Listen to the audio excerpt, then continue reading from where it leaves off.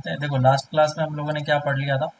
Last class में हम लोगों ने ये लेटरल शिफ्ट देखा था, जिसमें कि अगर कोई भी light ray parallel glass slab के थ्रू पास करता है तो वो शिफ्ट हो जाता है, और ये कितने से शिफ्ट होता है, उसके बीच का डिस्टेंस कितना होता है उन दोनों पैरेलल लाइट रे के बीच में, वो डी कितना होता है, उसे ही हम लोग बोलते हैं पैरेलल, मतलब लेटरल शिफ्ट। और ये लेटरल शिफ्ट हम लोगों ने यहाँ पे निकाला था डी वाला डिस्टेंस। उससे पहले फिर हम लोगों ने पढ़ा था रिफ्रैक्शन और स्नेल्स लॉ देखा था, डेविएशन ऑफ लाइट वगैरह देख लिया था, तो छोटे छोटे चीज़ें थे। और ये फार्मूला इंपॉर्टेंट है यहाँ पे, जो हम लोगों ने वेवलेंथ के फॉर्म में लिखा था यहाँ पे, here। तो refractive index of the glass medium with respect to the water, या फिर किसी भी मीडियम का रिफ्रैक्टिव इंडेक्स किसी के और के रेस्पेक्ट में, उसे हम लोग रिलेटिव रिफ्रैक्टिव इंडेक्स बोलते हैं। और रिलेटिव रिफ्रैक्टिव इंडेक्स जो है वो ऑलवेज वन से बड़ा होगा, छोटा होगा, या फिर वन होगा, क्या होगा, बोलो। वन से बड़ा। ऑलवेज वन से बड़ा। Mu yes. म्यू रिलेटिव जो है वो वन से बड़ा भी हो सकता है, और म्यू रिलेटिव वन से छोटा भी हो सकता है, और म्यू रिलेटिव वन के बराबर भी हो सकता है। ठीक है, क्योंकि रिलेटिव चल रहा है ना। रिलेटिव होता क्या चीज़ है, दोनों का रेशियो। जरूरी थोड़ी नहीं कि ऑलवेज जो ऊपर वाला तुमने पुट किया है वैल्यू, ऑलवेज नीचे वाले के मैग्नीट्यूड से ज्यादा हो। मेरी बात समझ में आ रही है कि नहीं, है ना। Yes sir. हाँ, तो रेशियो हमारा वन से छोटा भी हो सकता है, रेशियो हमारा वन से बड़ा भी हो सकता है। तो relative refractive index can be one, greater than one, less than one, and equals to one. लेकिन हाँ, ये mu R always greater than zero होगा। मेरी बात समझ में आ रही है। ग्रेटर देन जीरो क्यों? क्योंकि ये रेशियो ऑलवेज पॉजिटिव देगा। जेई में एक बार क्वेश्चन आ गया था कि रिलेटिव रिफ्रैक्टिव इंडेक्स को ही उसने नेगेटिव बताया था। तो ये नेगेटिव रिफ्रैक्टिव इंडेक्स क्या होता है हमारे सिलेबस में है नहीं, लेकिन हाँ थोड़ा सा मैं इसके बारे में इंफॉर्मेशन दे सकता हूँ कि अगर लाइट रे इस तरफ से आ रही है, इंसिडेंट एंगल, और इस तरफ से चले जाए, तो ये तरफ का पॉजिटिव कहलाता है, और अगर लाइट रे इस तरफ से निकलती है तो इसे नेगेटिव कहा जाता है। तो सोचो, अगर लाइट रे इस तरफ से आई और ऐसे करके निकल गई, ये आर हो गया, तो ये कहलाएगा हमारा negative refractive index.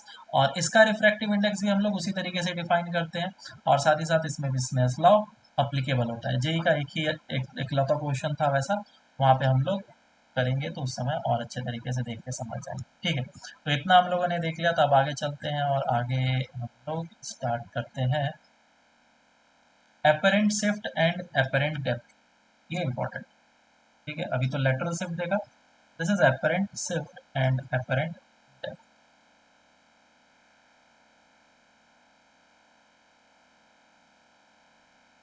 Apparent shift, पहले डेप्थ ले लिखते हैं, एंड एपरेंट शिफ्ट। ठीक है, इन दोनों के बारे में समझेंगे। स्टूडेंट कंफ्यूज होते रहते हैं कि एपरेंट डेप्थ क्या है, एपरेंट शिफ्ट क्या है। बहुत ही आसान चीज़ है, इसको हम लोग दोनों को समझेंगे, और दोनों का फॉर्मूला हम लोग को याद रखना है, apparent shift and apparent depth. तो मान लो कि ये एक कुआं है और ये वाटर सरफेस है, या फिर मीडियम को सेपरेट करने वाला एक लेयर है, या फिर जो भी बोल लो, प्लेन है। तो ये वाटर सरफेस,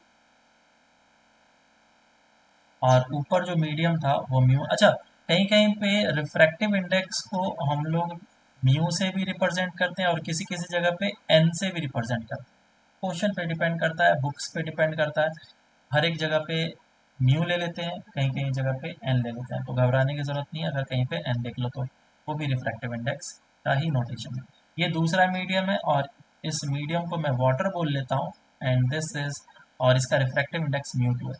ठीक है, और इस जगह पे कोई ऑब्जेक्ट है ना, ध्यान से समझ, इस जगह पे कोई ऑब्जेक्ट है, इस जगह पे कोई ऑब्जेक्ट जो पानी के अंदर, और मैं उसे देखना चाहता हूँ। तो मैं देखने के लिए क्या करूँगा,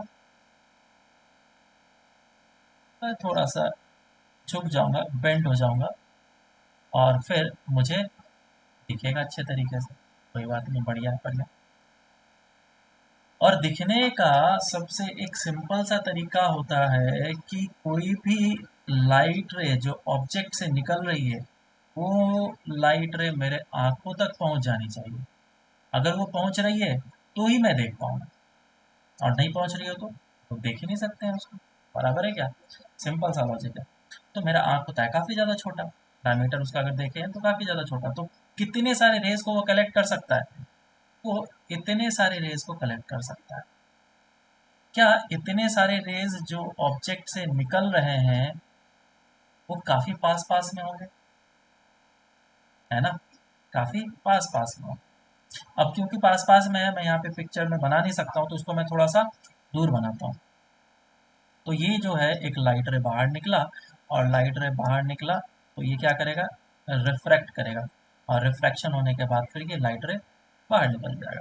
तो पहले ऑब्जेक्ट से निकला, ऑब्जेक्ट से निकलने के बाद फिर ये मीडियम से भी बाहर निकल गया। तो क्योंकि ये इंसिडेंट रे था तो ये एंगल ऑफ इंसिडेंस आई हो जाएगा, और क्योंकि ये रिफ्रैक्टेड रे था तो ये एंगल ऑफ रिफ्रैक्शन आई हो जाएगा, और हम लोग फिर इस जगह से स्नेल्स लॉ वगैरह लगा सकते हैं। लेकिन क्वेश्चन क्या है, क्वेश्चन ये है क्या इस आदमी को ऑब्जेक्ट इसी जगह पे दिखने को मिलेगा, या फिर कहीं और दिखने को मिलेगा? तो उसे जो है ये ऑब्जेक्ट एक्चुअल में इस जगह पे देखने के लिए नहीं मिलेगा। जैसे कि कभी भी तुम लोगों ने बकेट में पानी भर करके स्केल तो डिप किया ही होगा, या फिर हाथ तो डिप किया ही होगा।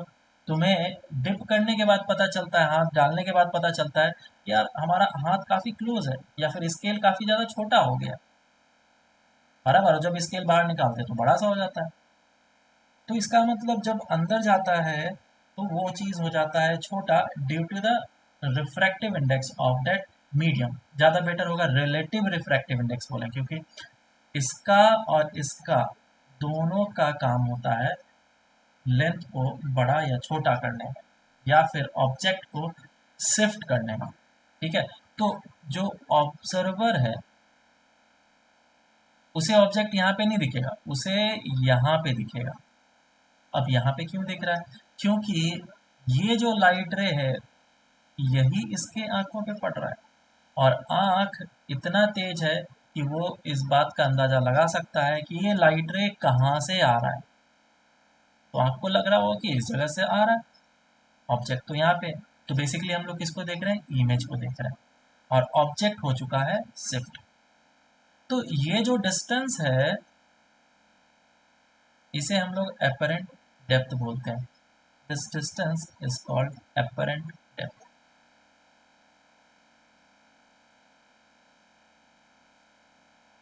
और ये जो डिस्टेंस है इसको हम लोग बोलते हैं apparent shift. Apparent shift, shift से याद रखना कि वो ऑब्जेक्ट वहां से खिसक करके अपना नया पोजीशन बना लिया, तो कितने से मूव किया, that distance is called as the apparent shift. और एपरेंट डेप्थ का मतलब ये है कि इस ऑब्जर्वर को कितने डिस्टेंस पे ये दिख रहा है, दैट इज एपरेंट डेप्थ। समझ में आ रही है या नहीं आ रही है?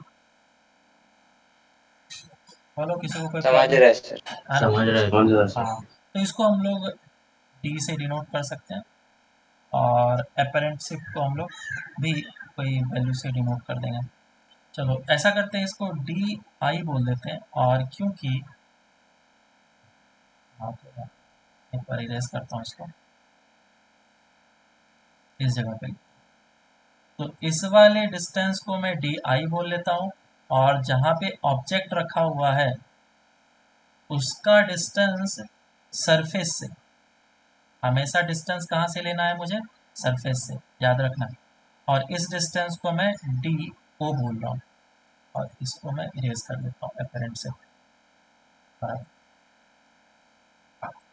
तो इस डिस्टेंस को मैंने डी ओ बोल दिया। अब देखो मेरे को एक ट्रायंगल बनता हुआ दिख रहा है, मैं इस जगह पे दिखाने की कोशिश करूंगा। ये एक ट्रायंगल ऐसा, और दूसरा ट्रायंगल ये।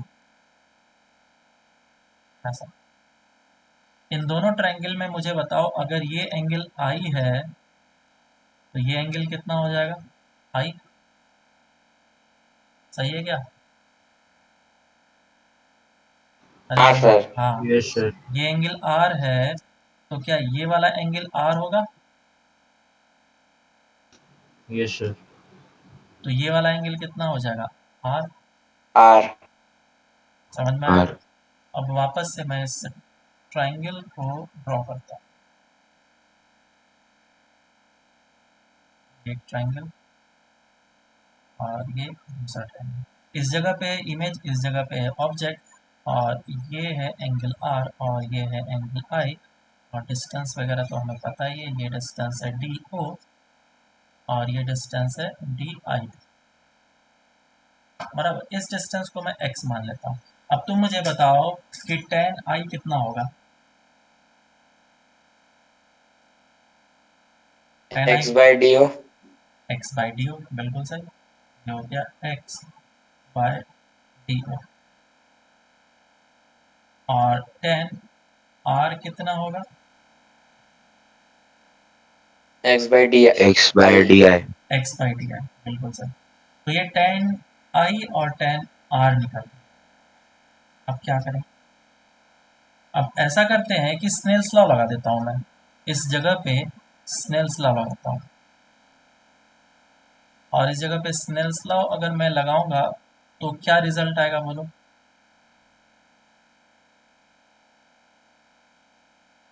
बोलो क्या, कैसे लगाएंगे?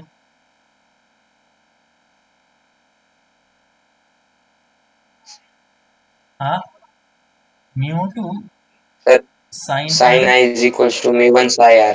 साइन आई, बिल्कुल सही। तो इस जगह से मुझे ये भी वैल्यू निकल के आ गया। और मैं इस जगह पे इसको sine I upon sine R is equals to mu one upon mu two कर लेता हूँ। तो ये चीज़ आ गया। और इन दोनों इक्वेशन को मैं ऐसा कर लेता हूँ कि डिवाइड कर लेता हूँ। So tan i divided by tan r is equals to कितना आ जाएगा, x d i divided, by D o. हाँ, ये आ जाएगा D i by D o. अब तुम मुझे बताओ कि आगे क्या करना चाहिए। इन दोनों इक्वेशन को तो सॉल्व करना है, कैसे सॉल्व, बोलो।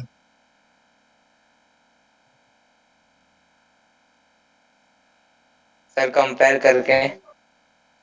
दिमाग लगाओ, मैंने थोड़ी बातें बताई है।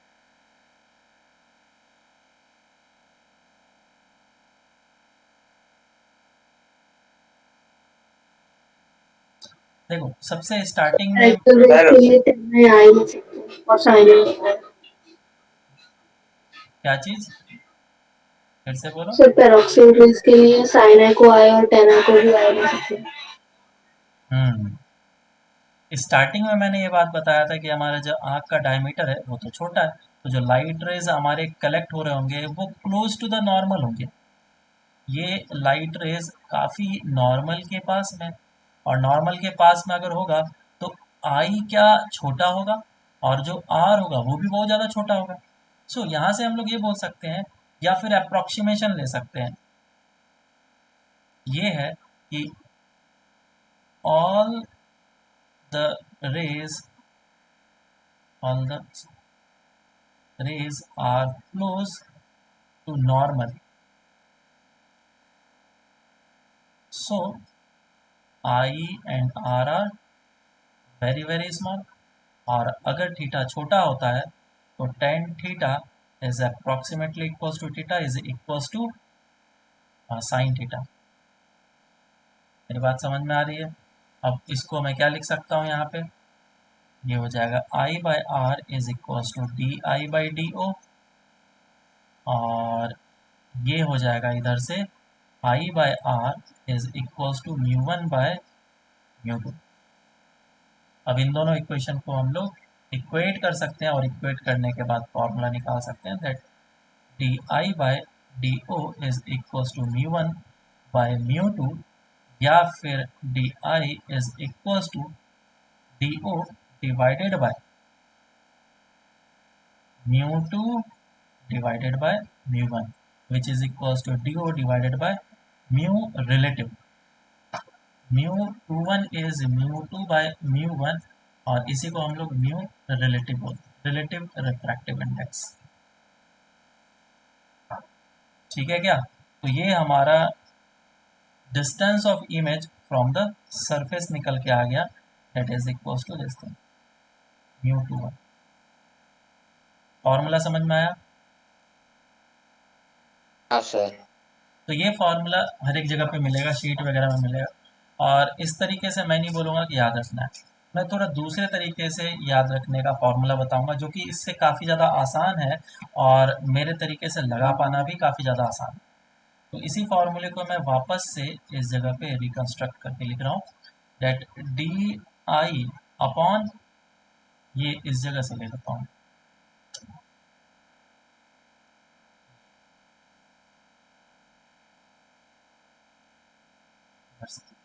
तो क्या आ जाएगा, D I upon mu1 is equals to D O upon, ये फॉर्मूला याद रखना है। और इसी फॉर्मूले को वापस से मैं लिखूंगा, d I upon mu i is equals to D O upon mu o. अब तुम बोलोगे सर ये क्या कर दिया आपने, 1 वाले को आई लिख दिया आपने और 2 वाले को ऑब्जेक्ट लिखा, 2 वाले को ही ओ क्यों बनाया, आई क्यों नहीं बनाया? तो तुम्हें इसको याद रखना और ये याद रखना ज़्यादा आसान है, आई आई है और ओ है, उसका रेशियो साथ में। अब मैं इसको एक्सप्लेन करने की कोशिश करूंगा और तुम्हें भी इसी तरीके से याद रखना है, ये बहुत ही इंपॉर्टेंट फॉर्मूला मैं बता रहा हूँ। तुम मुझे बताओ ऑब्जेक्ट किससे बनता है, इंसिडेंट लाइट रे से या फिर रिफ्लेक्टेड या रिफ्रैक्टेड? ऑब्जेक्ट कैसे बनता है बोलो? इंसिडेंट। रिफ्लेक्टेड से। इंसिडेंट लाइट रे। क्या ये लाइट रे इंसिडेंट लाइट रे? बिल्कुल हाँ। और क्या यही ऑब्जेक्ट बनाएगा? बिल्कुल हाँ। तो ये इंसिडेंट लाइट रे बोल लो या फिर ऑब्जेक्ट बोल लो, इनफैक्ट इंसिडेंट लाइट रे किस मीडियम में है वही बनेगा म्यू ओ, और इमेज किससे बनेगा, रिफ्रैक्टेड लाइट रे से। और ये रिफ्रैक्टेड लाइट रे किस मीडियम में है वो ही बनेगा म्यू आई।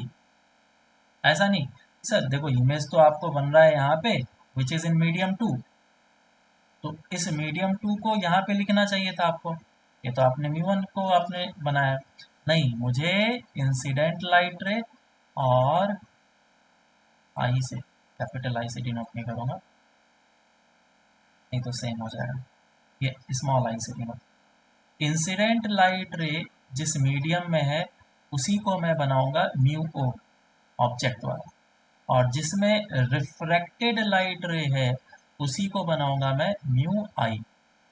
मेरी बात क्लियर है या नहीं है? किसी को ना समझ में आए तो वापस से पूछ सकते हैं, लेकिन इतना तो क्लियर हो जाना चाहिए। मैं वापस से यहाँ पे फिर से बताऊंगा, ऑब्जेक्ट से निकला इंसिडेंट लाइट रे और बाहर निकल गया, तो मैं सबसे पहले क्या करूँगा, ये डिस्टेंस लूँगा क्योंकि ऑब्जेक्ट यहाँ पे डी ओ, तो डी ओ अपॉन म्यू ओ, और इंसिडेंट लाइट रे या फिर ऑब्जेक्ट किस मीडियम में, वो इस मीडियम में म्यू टू वाले में, ज़्यादा म्यू टू आ जाएगा, और रिफ्रैक्टेड लाइट रे टी आई अपॉन इस वाले मीडियम में जिस म्यू वन, मैं यहाँ पे म्यू वन कर सकते हैं सभी कोई?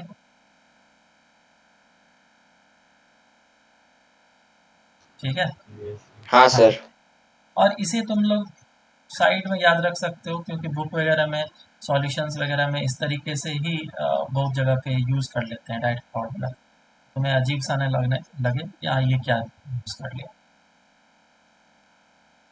हाँ तो इसमें एक बात मैं ये बताना चाहता था कि जो अप्रॉक्सीमेशन लिया गया है कि इसमें थीटा काफ़ी ज़्यादा छोटा होना चाहिए और ऐसा होगा तभी हम लोग वो फार्मूला यूज़ कर सकते हैं, नहीं तो हम लोग ये फार्मूला यूज़ नहीं कर पाएंगे। ज़रूरी थोड़ी नहीं कि ऑलवेज हमारा आँख एकदम वर्टिकली ऊपर हो, नहीं, हो सकता है मैं इस जगह से देख रहा हूँ, अगर इस जगह से देख रहा हूँ तो मेरा एंगल छोटा होगा क्या? नहीं। तो फिर क्या मैं ये फॉर्मूला नीचे वाला अप्लाई कर पाऊंगा? नहीं। और ऐसे क्वेश्चन आएंगे। मैं सारी चीज़ें जितने थे वो एक्सप्लेन कर दिया मैंने। अब आगे चलते हैं, शिफ्ट के बारे में बात कर। हमने डेप्थ तो देख लिया, अब शिफ्ट क्या है?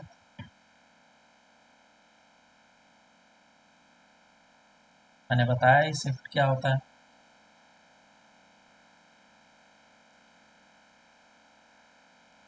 ऑब्जेक्ट जो है एक्चुअल में दिखना चाहिए यहाँ पे, होना चाहिए यहाँ पे, लेकिन ऑब्जर्वर को दिख कहाँ पे रहा है? इस जगह पे दिख रहा है।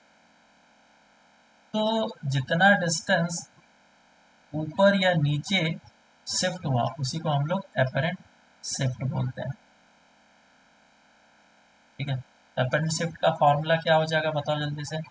Apparent shift will be equals to, DO minus D1। हाँ, क्या ऑलवेज डीओ बड़ा होगा? क्या ऑलवेज डीओ बड़ा होगा?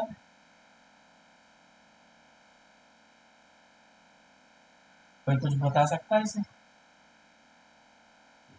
अगर रेयर मीडियम से डेंसर मीडियम में जाएगा डिपेंड करता है तो म्यू नहीं पे, रिफ्रैक्टिव इंडेक्स पे। ये जो वैल्यू है, ये वैल्यू बड़ा भी हो सकता है वन से, छोटा भी हो सकता है। इसका मतलब डी ओ या फिर म्यू आई की बात कर लेते हैं, हाँ सॉरी डी आई, वो डी आई डी ओ से बड़ा भी हो सकता है, ये फिर छोटा भी हो सकता है। बराबर है, ये कुछ भी हो सकता है depending upon the refractive index, मतलब हम लोग किस तरफ से देख रहे हैं। मान लो मैं खुद ही पानी के अंदर घुस गया, मैं खुद ही पानी के अंदर चला गया हूँ, और पानी के अंदर जा करके मैं किसी बाहर वाले ऑब्जेक्ट को देख रहा हूँ, तो अब मुझे क्या है, ऑब्जेक्ट यहीं पे दिखेगा? नहीं, शिफ्ट तो होगा। किधर शिफ्ट होगा? किधर शिफ्ट होगा बोलो? इस तरफ होगा या इस तरफ होगा?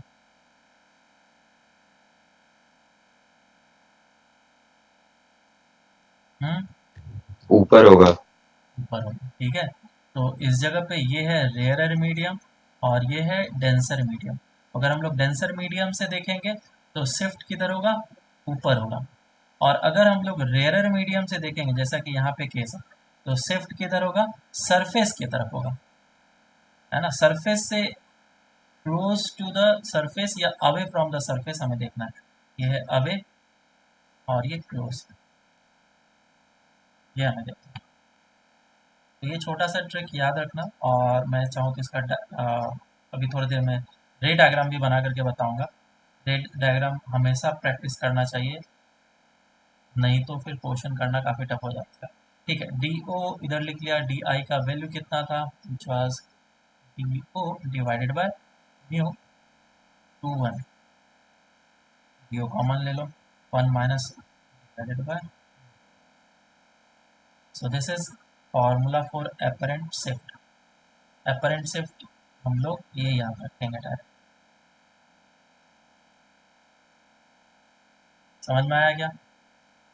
अब इसका रे डायग्राम देखते हैं। एक का तो देख लिया कि हाँ, अगर ऑब्जेक्ट इस जगह पे है और ऑब्जर्वर इस जगह पे है, तो लाइट रे इस तरीके से जाता है और फिर ऐसे बाहर निकलता है, इस जगह पे इमेज में। तो शिफ्टिंग किधर हुआ? क्लोज टू द सरफेस की तरफ शिफ्ट। लेकिन अगर मैं खुद डेंसर मीडियम में हूँ,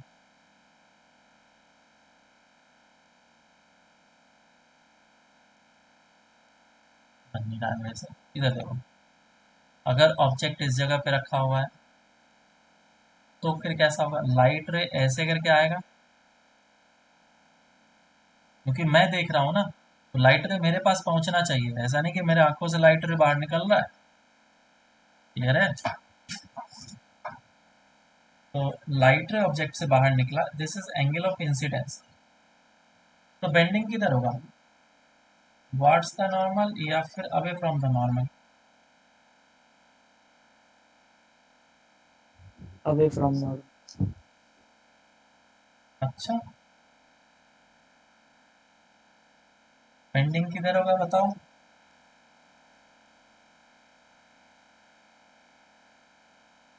टुवर्ड्स द नॉर्मल।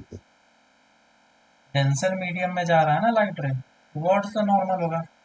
और नॉर्मल के तरफ अगर बेंड हुआ, इस लाइट रे को ट्रेस करो, ट्रेस करो, देखो कहाँ पे जाकर के मिल रहा है, इस जगह पे मिल।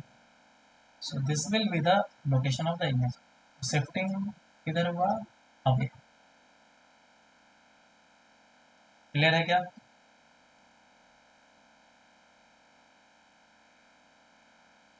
बोलो बोलो जल्दी बोलो। हाँ सर। Yes sir. सिर्फ 2-3 लोग ही बोलते रहते हैं, इतने सारे हैं, सभी को रिस्पॉन्स करना है। सर जरा ऊपर करो। इसने रिस्पॉन्ड किया ना।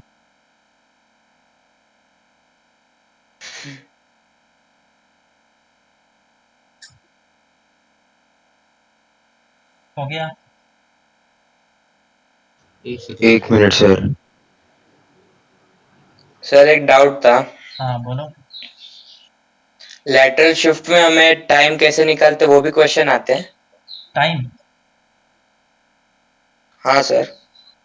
टाइम तो नहीं आता है, लेकिन रेक्टिलिनियर मोशन में एडवांस लेवल के क्वेश्चन में वहां पे एक क्वेश्चन पूछा गया है। ये इस टाइप का रोड है और ए पॉइंट से बी पॉइंट तक पहुंचना है। इसमें वो आराम से 10 मीटर पर सेकेंड से चल सकता है, लेकिन ये जो है इस एरिया में फील्ड है, खेत है, तो स्पीड कम हो जाती है, 7 मीटर पर सेकेंड से चल सकता है और ए से बी तक उसे जल्दी पहुंचना है। बताओ कैसा रास्ता चूज करना चाहिए और कितने टाइम में पहुंचेगा। तो ये जो कॉन्सेप्ट है, ये स्नेल्स लॉ का कॉन्सेप्ट है।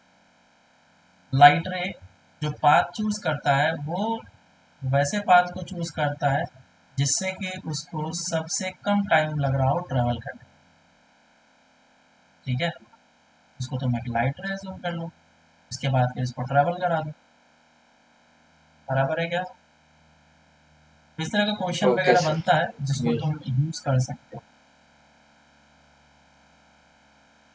हाँ, तो अब आगे चलते हैं हम लोग, इस पे क्वेश्चन देखते हैं। कुछ चीज़ें और भी हैं जो कि इसमें आते हैं, मैं उसको थोड़ी देर में बताऊंगा या फिर उसको क्वेश्चन के फॉर्म में बता दूंगा। यहाँ पे सिर्फ एक ही मैंने शिफ्ट कराया है, ऐसे 2-3 शिफ्ट हो सकते हैं अगर मीडियम 2-3 रहा तो। चलो पहले क्वेश्चन, उसके बाद ही इसको डिस्कस करेंगे।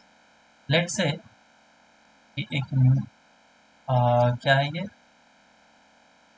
क्यूब है और ऑब्जेक्ट जो है वो इस जगह पे रखा हुआ है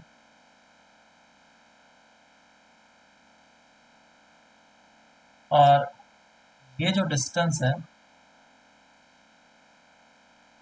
ये 10 सेंटीमीटर दिया हुआ है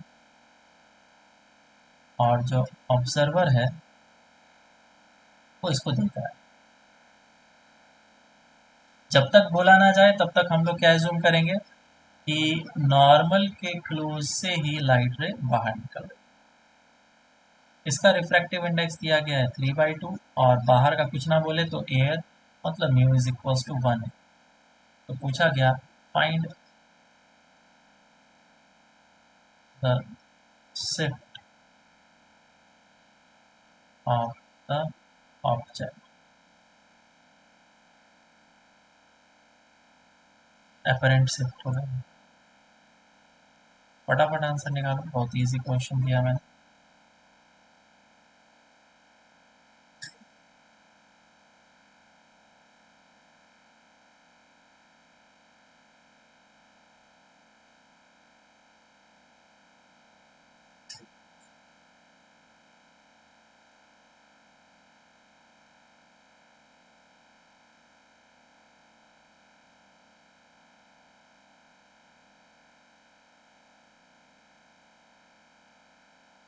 रे डायग्राम बनाओ हमेशा।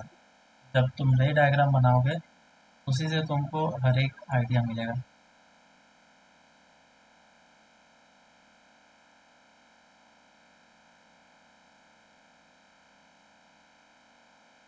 आया किसी का आंसर?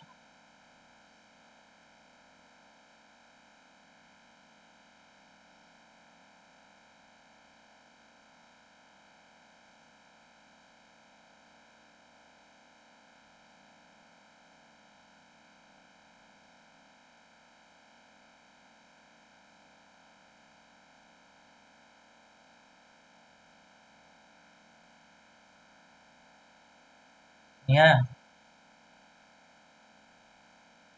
फॉर्मूला लगाओ ना, एपरेंट शिफ्ट का फॉर्मूला क्या होता है?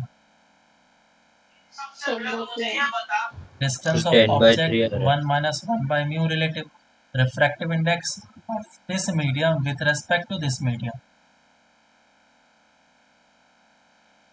और डिस्टेंस ऑफ ऑब्जेक्ट जो है हमेशा सरफेस से लेते हैं, तो ये सरफेस है।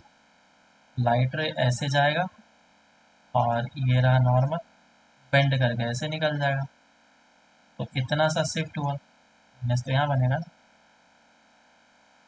Distance of object is 10, 1 minus 1 by mu relative that is 3/2, हो जाएगा 10, 1 minus 3 minus 2 divided by 3 that is equals to 10/3। Clear है क्या? Yes sir. हाँ सर। नेक्स्ट क्वेश्चन, बहुत ज़्यादा टफ नहीं दिया था मैंने। ये एक ग्लास स्लैब है, उसी तरीके से, या फिर क्यूबिकल ग्लास है, जिसके बीच का डिस्टेंस जो है वो 10 सेंटीमीटर है, और इसका रिफ्रैक्टिव इंडेक्स कितना ले लें? 3/2 ले लें, और जो ऑब्जेक्ट है वो इस जगह पे रखा हुआ है एट ए डिस्टेंस ऑफ, कितना लेना है इसको? 10 सेंटीमीटर लेते हैं, और ऑब्जर्वर जो है वो इस जगह से देख रहा है, बराबर। तो अब तुम्हें बताना है कि कितना शिफ्ट होगा, फाइंड एपरेंट। ये रिफ्रैक्टिव इंडेक्स 1 है और ये भी रिफ्रैक्टिव इंडेक्स कितना है? 1। अभी सिंपल क्वेश्चन,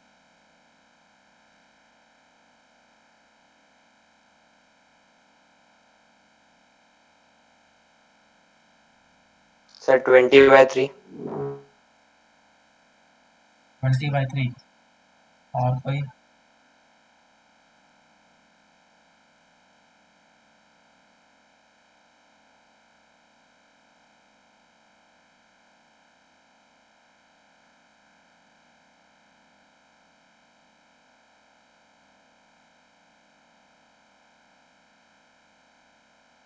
रे डायग्राम बनाओ, कोई भी प्रॉब्लम हो रे डायग्राम बनाओ। सबसे पहले इसका हम लोग रे डायग्राम बनाएंगे, ठीक है? हम लोग रे डायग्राम बना करके देखते हैं कि क्या हो रहा है एक्चुअली, उसके बाद ही हम लोग क्वेश्चन सॉल्व करेंगे। तो ये ग्लास स्लैब या फिर जो भी, और इस जगह पे ऑब्जेक्ट है, तो सबसे पहले लाइट रे निकला इधर से, और ये इस मीडियम पे पड़ा, इस जगह पे नॉर्मल में ड्रॉ कर लेता हूँ, और क्योंकि ये ऐसे रिफ्रैक्टिव इंडेक्स में जा रहा है जो कि डेंसर मीडियम है, तो बेंडिंग होगा टुवर्ड्स द नॉर्मल। तो इस मीडियम में अगर कोई ऑब्जर्वर होता तो वो क्या बोलता कि भाई जो ऑब्जेक्ट है वो इस जगह पे नहीं है, किस जगह पे? बोलो, ऑब्जेक्ट किस जगह पे है फिर?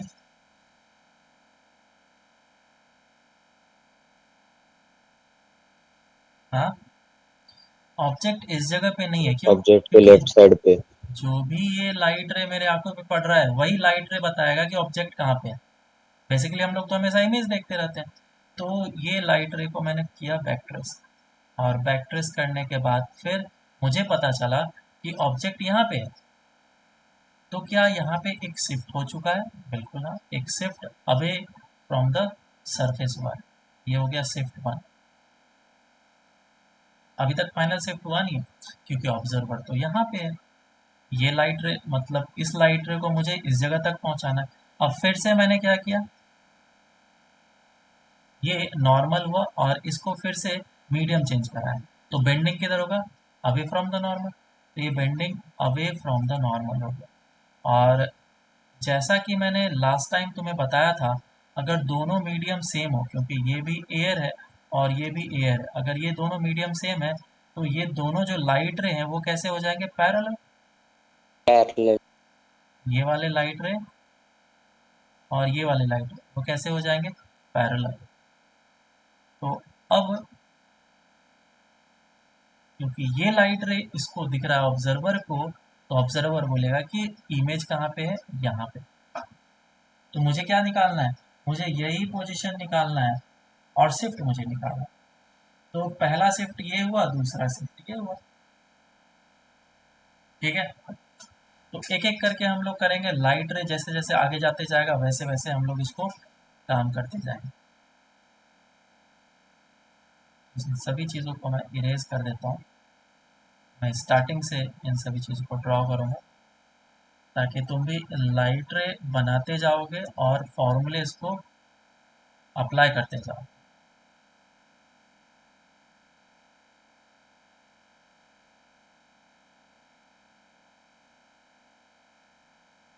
ठीक है, देखो तो पहला लाइट रे निकला इधर से, और क्योंकि लाइट रे इस जगह पे टक्कर खाएगा, मीडियम चेंज करेगा, और मीडियम चेंज करने के बाद बेंडिंग टूवर्ड्स द नॉर्मल होगा, तो इस तरफ मुड़ जाएगा, ये पीछे चला जाएगा और इमेज इस जगह पे बनेगा। So this will be the distance of the object and this will be the distance of the image D I. बराबर, ये light ray close to the normal ही है, इसीलिए हम लोग फॉर्मूला अप्लाई कर सकते हैं, that D O upon mu O is equals to D I upon mu I. ठीक है, तो डी ओ कितना है? 10 दे रखा था, डिवाइडेड बाय म्यू ओ कितना है, मतलब इंसिडेंट लाइट रे किस मीडियम में है? वो तो 1 में है, is equals to D I image. Image कहाँ पे है मुझे निकालना है, लेकिन रिफ्रैक्टेड लाइट रे जो है वो किस मीडियम में है? ये तो 3/2 है, मैंने पुट कर लिया। इधर से मुझे डी आई कितना निकल के आया? D I is equals to 10 into 3/2, आ जाएगा 15 सेंटीमीटर। और ये 15 इस बात को बता रहा है कि इस सरफेस से, इस वाले सरफेस से यहाँ तक का डिस्टेंस कितना है, दैट इज 15। अब आगे गया लाइट रे, और लाइट रे इस जगह पे टक्कर खाया, और टक्कर खाने के बाद फिर बाहर निकल जाएगा। अब क्योंकि वापस से मीडियम चेंज हुआ है, तो मैं वापस से इस लोकेशन के लिए फॉर्मूला लगाऊंगा। कौन सा फॉर्मूला लगाऊंगा? वही अपरेंट शिफ्ट या फिर अपरेंट डेप्थ वाला। तो फिर से क्या लिखूंगा? D O upon mu O is equal to D I upon mu I. तुम मुझे बताओ कि डी ओ कितना है? बोलो डी ओ कितना है?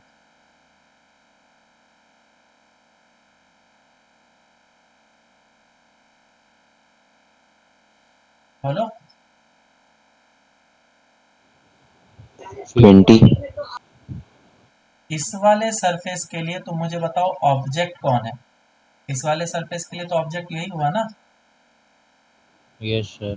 और मैं ऑलवेज, क्योंकि रिफ्रैक्शन इस वाले सरफेस से हो रहा है, तो मुझे डिस्टेंस भी इसी सरफेस से लेना पड़ेगा। तो ऑब्जेक्ट का डिस्टेंस इस वाले सरफेस से कितना हो जाएगा? बोलो। This distance is 15 plus 10 25। 25।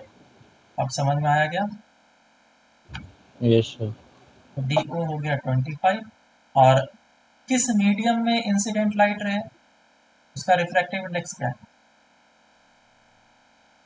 क्योंकि ऑब्जेक्ट तो इसी से बन रहा है ना, दिस इज इंसिडेंट लाइट रे और this yes reflection. Sir.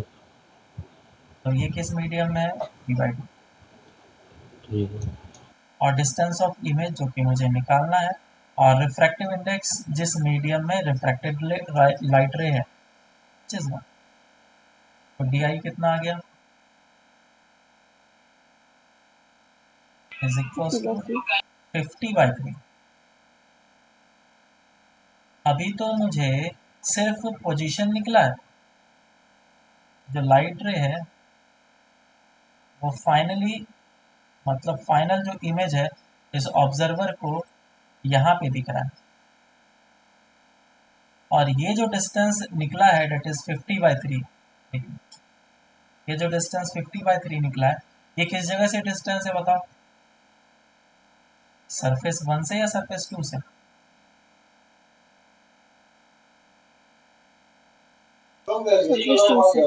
Surface 2 surface 2 से डिस्टेंस है विच इज 50/3। अब मुझे ये नहीं पता कि 50/3 इधर आ रहा है या इधर आ रहा है, तुम बताओ किधर आ रहा है, लेफ्ट में या राइट में? ये डिस्टेंस तो 10 है।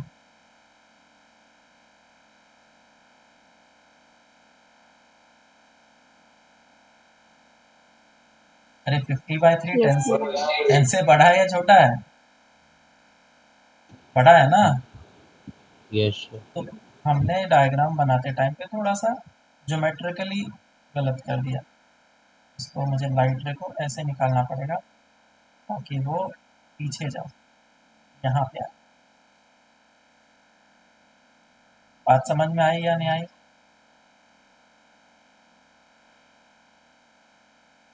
समझा सर। हाँ, ये हो जाएगा I डबल डैश। चलो तो ये डिस्टेंस निकल गया। अब मुझे बताओ शिफ्ट कितना हुआ फिर? शिफ्ट कितना हुआ?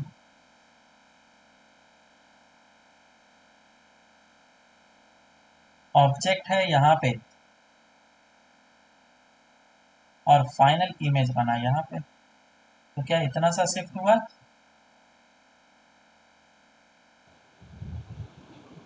Yes sir. बताओ कितना डिस्टेंस है और कितना माइनस करें? ये डिस्टेंस है 20, ये डिस्टेंस है 50/3। शिफ्ट कितना हो जाएगा? Shift will be equals to 20 minus 50/3।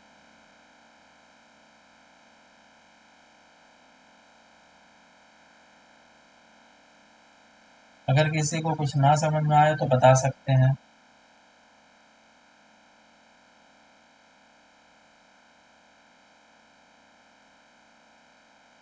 आगे चलें? Yes sir.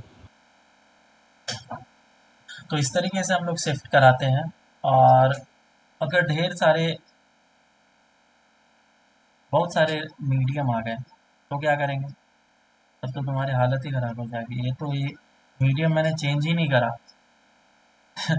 फिर भी तुम्हें समझ में नहीं आ रहा है। रिफ्रैक्टिव इंडेक्स मान लो μ1 है, सॉरी ये μ1 है, ये μ2 है, ये μ3 है और ये μ4 है। और ऑब्जर्वर जो है इस जगह पे है और इस ऑब्जेक्ट को देख रहा है।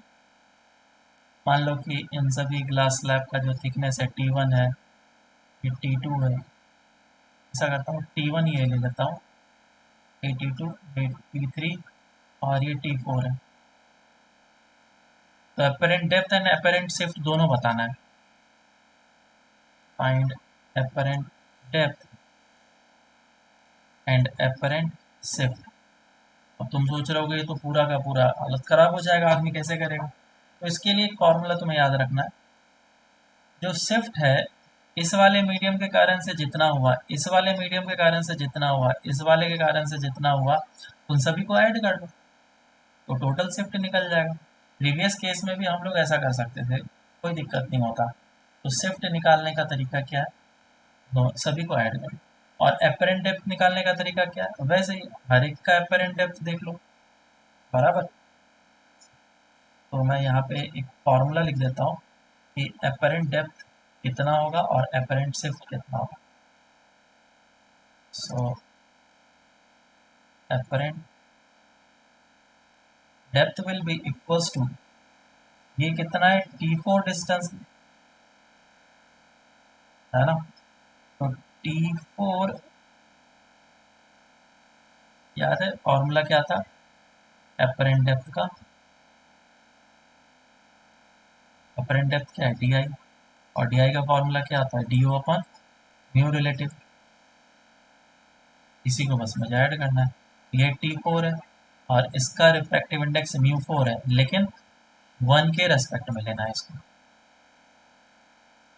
ठीक है। इसको हम लोग बोल देंगे μ4 विथ रेस्पेक्ट टू 1 प्लस, अब ये T3 है तो T3 डिवाइडेड बाय इसका रिफ्रैक्टिव इंडेक्स कितना है μ3, लेकिन इसको 1 के रेस्पेक्ट में लेंगे प्लस सेम वे में ये T2 है तो T2 divided by refractive index of 2 with respect to 1, इसको भी, और लास्ट में T1 है, T1 का खुद के रेस्पेक्ट में क्या ही लोगे, भाई T प्लस T1 आएगा, ये हो जाएगा एपरेंट डेप्थ। एपरेंट शिफ्ट कितना हो जाएगा बोलो,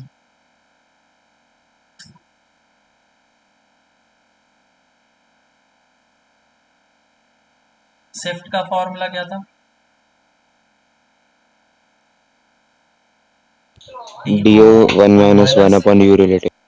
म्यू रिलेटिव था, तो इसी फॉर्मूले को हम लोग लाएंगे। Apparent shift will be equals to T4 के कारण से कितना शिफ्ट होगा वो हम लोग देख लेते हैं, तो T4 into 1 minus 1 upon mu relative, लेकिन 4 का रिलेटिव हम लोग लेंगे 1 के respect, 4 with respect to 1 plus same way में T3 1 minus 1 divided by μ3 with respect to 1 plus T2 1 minus 1 divided by μ1 plus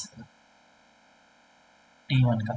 अब T1 का अगर मैं 1 minus 1 by μ1 रिलेटिव लूंगा तो दिस विल बी 0, ये तो हट जाएगा, समझ में आएगा, Yes, sir. तो ये हो जाएगा हमारा आंसर। इसी को याद रखना है तुम लोग, फॉर्मूला है, लेकिन ध्यान रखना इसका हमेशा ऑब्जर्वर के रेस्पेक्ट में लेते हैं। रिफ्रैक्टिव क्या है, refractive index of four with respect to the observer जिस मीडियम में है, 3 विथ रेस्पेक्ट टू ऑब्जर्वर जिस मीडियम में है, विथ रेस्पेक्ट टू ऑब्जर्वर जिस मीडियम, सभी का रिफ्रैक्टिव इंडेक्स।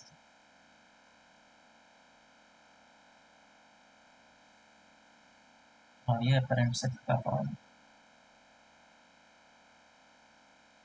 इसे डायरेक्ट हम लोग अप्लाई करेंगे, तुम्हारे शीट में भी क्वेश्चन गिवन होगा, इसे तुम लोग डायरेक्ट चाहो तो अप्लाई कर सकते हो, या फिर लाइट रे एक एक करके पास कराते जाओ, हर एक रिफ्रैक्शन के लिए फॉर्मूला अप्लाई करते जाओ, ये कर सकते हो।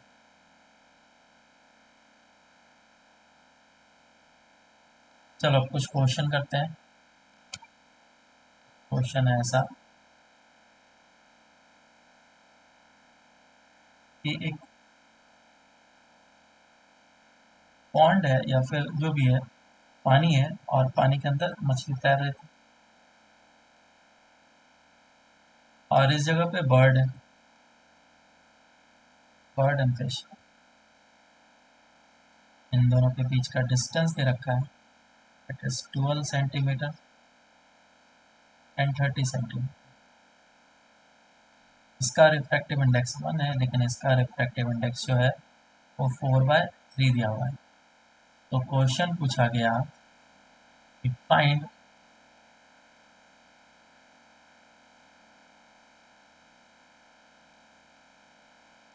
The distance between the bird and the fish as seen by fish, और दूसरा find the distance between the bird and fish as seen by bird। Solve करो इस क्वेश्चन को।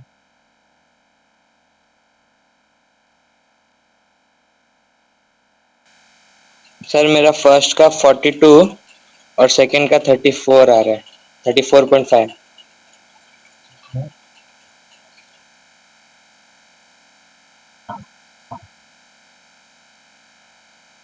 देखो पहला जो क्वेश्चन है फर्स्ट वाला, वो क्या बोल रहा है, find the distance between the bird and the fish as seen by the fish. तो अगर ये मछली देख रही है तो ऑब्जेक्ट कौन बना और ऑब्जर्वर कौन बना, वो बताओ मुझे। बर्ड ऑब्जेक्ट होगा।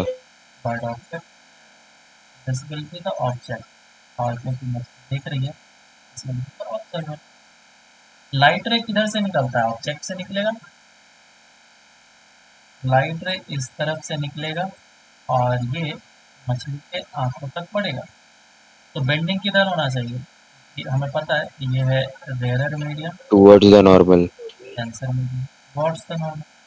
और टुवर्ड्स द नॉर्मल अगर बेंडिंग हुआ तो बर्ड को, सॉरी, इस फिश को दिखेगा कि बर्ड काफ़ी दूर है।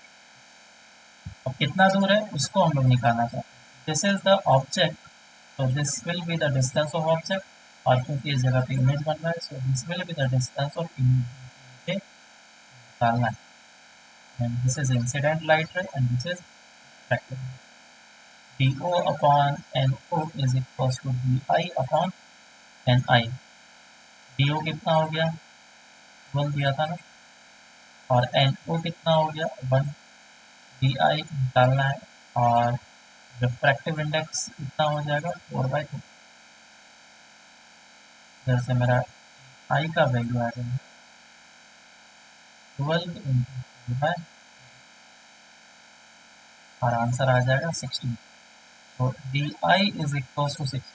क्वेश्चन में बोला है कि डिस्टेंस बिटवीन द मुझे ऑब्जेक्ट एंड ऑब्जर्वर निकालना। ये डिस्टेंस कितना होगा? जिसमें से ये डिस्टेंस मुझे पता है 16 है और ये डिस्टेंस कितना है 30। दोनों का ऐड कर लो, final answer will 30 plus 16, 46 centimetre. आया था किसी का आंसर?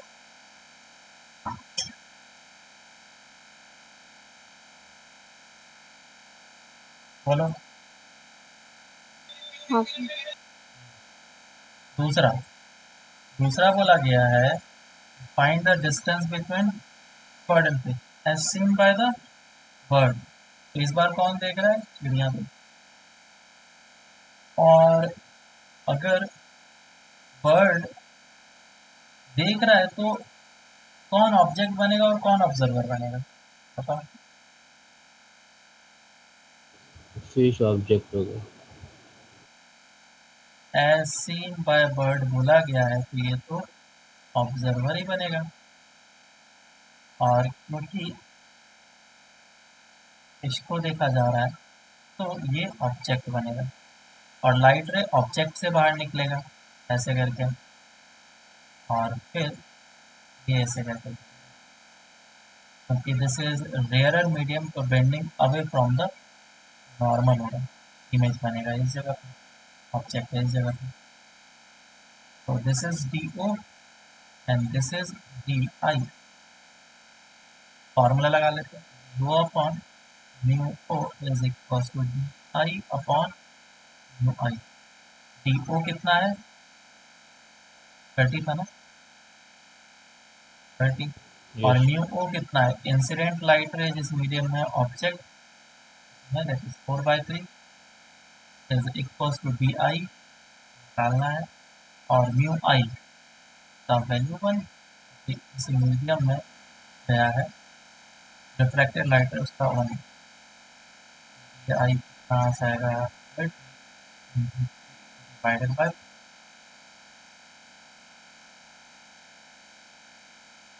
45/2। तो अब टोटल डिस्टेंस कितना हुआ?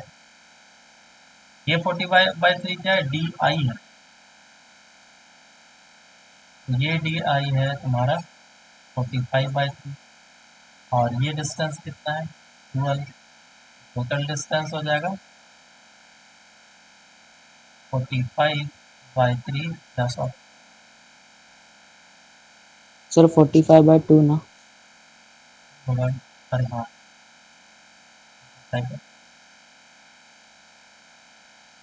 45 5 प्लस 24 डिवाइडेड बाई 2। और ये कितना आता है?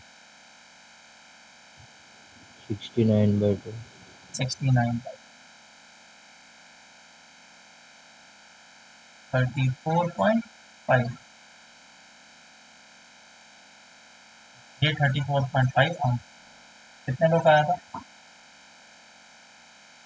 आई थिंक हाँ सर आया था। सही आंसर की। तो बस इतना सा बात ध्यान रखना है कि मुझे किसको ऑब्जेक्ट लेना और किसको ऑब्जर्वर लेना, मिस्टेक नहीं करना। अगर गलत कर दिया पूरा ही आंसर गलत आ जाएगा। क्लियर है? Yes sir. आगे चलते यस सर। क्वेश्चन ऐसा है कि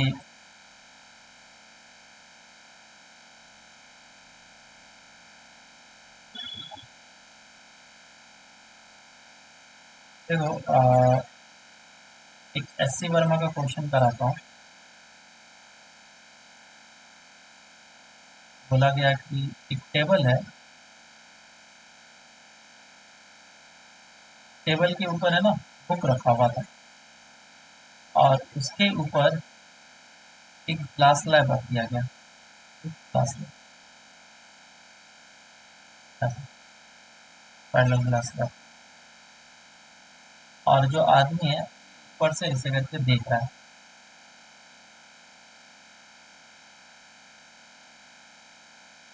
इस ग्लास स्लैब का थिकनेस दिया हुआ है, इट इज 10 सेंटीमीटर, और इसका रिफ्रैक्टिव इंडेक्स दिया गया है, इट इज 3/2, और ऑब्जर्वर जो है वो 5 सेंटीमीटर की डिस्टेंस। तो यहाँ पे जो लेटर्स लिखा होगा आर, अगर आर लिखा हुआ है तो वो कितना पास दिखेगा वो निकालना। बेसिकली डिस्टेंस निकाल दो, तो find the distance between the letter and the observer.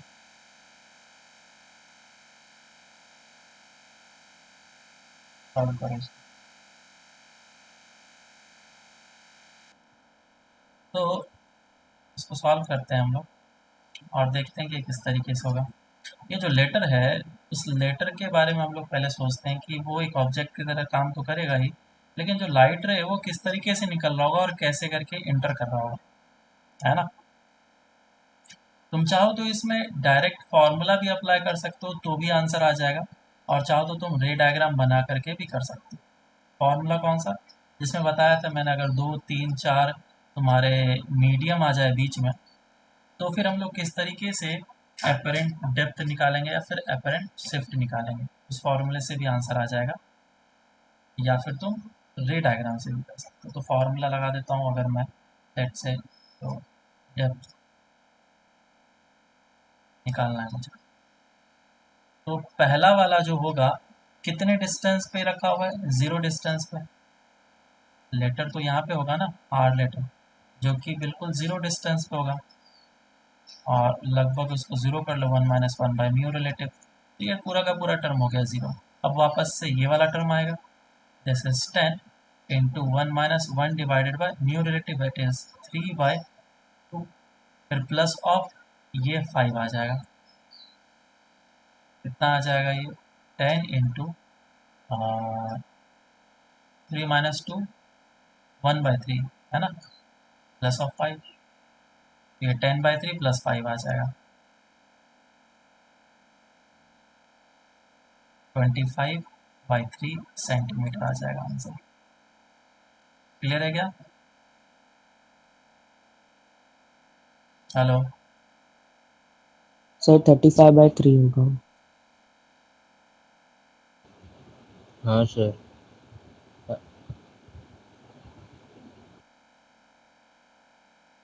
क्या गलत है? सर आपको डेप्थ निकालनी थी, आपने शिफ्ट निकाल दिया। ओह हो, मैंने शिफ्ट निकाल दिया।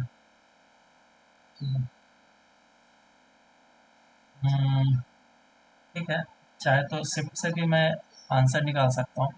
ये वाला टर्म हो जाएगा 1 - दिस थिंग, और ये हो जाएगा पूरा कंप्लीट 0, और ये आएगा पूरा का पूरा शिफ्ट, इस 5 को हटा दो, तो दिस इज शिफ्ट। और क्योंकि इतना शिफ्ट हुआ है ऊपर के डायरेक्शन में, तो इन टोटल डिस्टेंस में इतना सा 10/3 माइनस कर लो, बराबर है क्या? कितना हो जाएगा, 15 - 10/3, 45 माइनस ऑफ 10 डिवाइड बाई, ठीक है, तो ये भी आंसर आ गया। चाहो तो डेप्थ, ये शिफ्ट वाला मैंने लगा दिया है फॉर्मूला गलत, और ये डेप्थ वाला, डेप्थ वाले में D O upon that thing, तो ये हो जाएगा 0 प्लस दूसरा वाला ग्लास स्लैब है, glass slab 10 divided by mu relative refractive index of this that is 3/2 with respect to the observer plus of 5 और विथ रेस्पेक्ट टू ऑब्जर्वर उसका 1 ही हो जाएगा, और ये रिजल्ट आएगा तुम्हारा 20/3 प्लस 5 विच इज 35/3। ठीक है, तुम इस तरीके से निकालो, इस तरीके से निकालो, बात तो एक ही है, दोनों से आंसर सेम देने वाला। और तीसरा जो है रे डायग्राम बनाते हैं, तो लेटर जो है आर इसके साथ चिपका हुआ है, ऑब्जेक्ट यहाँ पे है, तो ये लाइट रे से बाहर निकलेगा और फिर बेंडिंग होगा टुवर्ड्स द नॉर्मल या अवे फ्रॉम द नॉर्मल, और ये इस जगह पे इमेज को फॉर्म कर, तो ये शिफ्ट है या फिर अपरेंट डेप्थ वगैरह तो इससे भी निकाल सकते हो।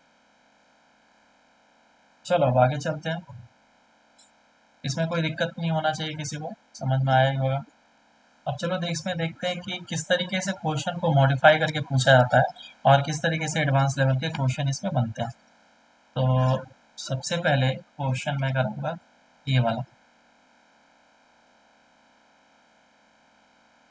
ये लाइट रे, और ये काफ़ी लंबा डिस्कशन जाएगा इस पे, तो सभी को इस क्वेश्चन को ध्यान से देखेंगे, बहुत सारे स्टूडेंट को इसी में प्रॉब्लम होता है।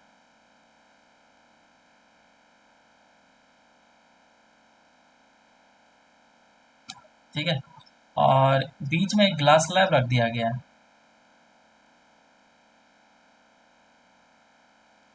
बीच में एक ग्लास स्लैब रख दिया गया, और जो ऑब्जेक्ट है वो इस जगह पे रखा हुआ है। तो मुझे इसका रे डायग्राम बनाओ सबसे पहले तो। ठीक है, क्वेश्चन तो बाद में समझाऊंगा मैं, उसको पहले तुम एक क्वेश्चन मान करके इसका रे डायग्राम बनाओ, सभी कोई बनाओ।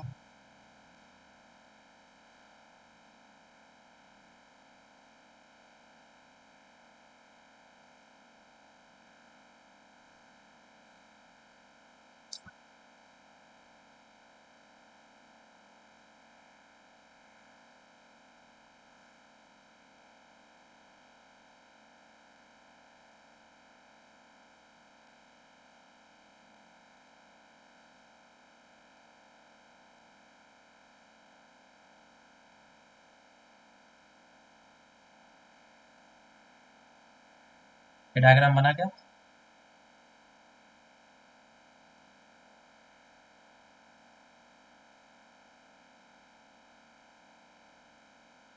चलो अब इसका क्वेश्चन देखो किस तरीके से लिखा जाएगा, कि बोला जाएगा कि लेट से कि इसका रिफ्रैक्टिव इंडेक्स जो है दैट इज 3/2 है, और ये मीडियम 1 वाला है, एयर वाला है, इसको लिखने की ज़रूरत नहीं है, और बोला गया ग्लास स्लैब का जो थिकनेस है दैट इज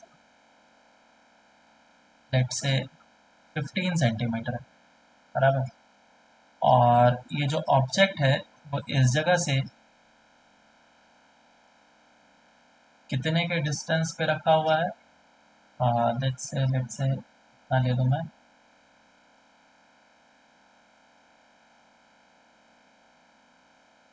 35 सेंटीमीटर के डिस्टेंस पे रखा हुआ है, और इसका जो एफ वैल्यू है, ऐसा कर लेता हूँ, इसको मैं 65 कर लेता हूँ, और इसका जो फोकल लेंथ है let's say this thing is 15 centimetre. तो बोला गया है कि अगर कोई ऑब्जर्वर इस जगह से देख रहा होगा, या फिर क्वेश्चन में बोला जाएगा कि जो फाइनल इमेज बनेगा, अब दोनों में डिफरेंस नहीं है, मतलब कि सेम बातें बता रहा है वो, फाइनल इमेज जो बनेगा और जो ऑब्जर्वर देख रहा है, ऑब्जर्वर जिस लोकेशन पे है वो फाइनल इमेज का ही लोकेशन बता रहा है, तो वो तुम्हें लोकेशन बताना है, पोजीशन बताना है, या फिर पोल से डिस्टेंस बताना है। तो find the distance of the final image form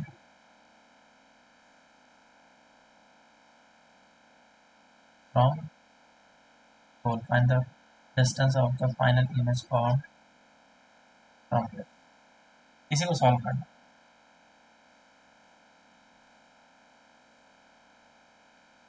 solve करें इसको, रे डायग्राम बनाया तुम लोगों ने? हाँ सर।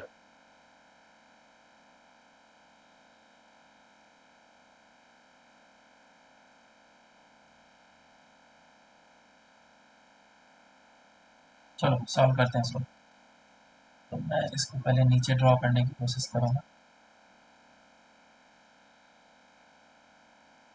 ये है मिरर और बीच में रखा मैंने एक ग्लास लैब।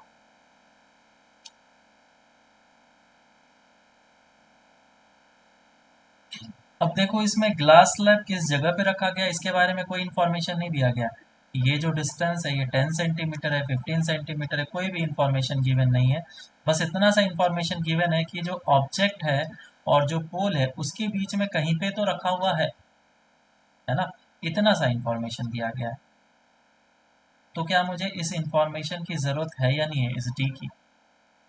तो जब रे डायग्राम बनाएंगे तो हमें एग्जैक्टली पता चल जाएगा कि ज़रूरत है या नहीं है।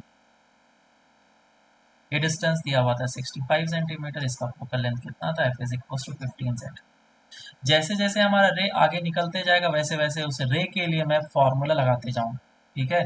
कोई भी दिक्कत नहीं होना चाहिए क्योंकि आगे ऐसे ऐसे बहुत बार मतलब कि चीज़ें आएंगे, मिरर आएगा, लेंस आ जाएगा तुम्हारा, फिर ग्लास स्लैब आ जाएगा। तो लाइट रे को तुम आगे निकालते जाओ और साथ ही साथ उसके साथ फॉर्मूले भी लगाते जाओ।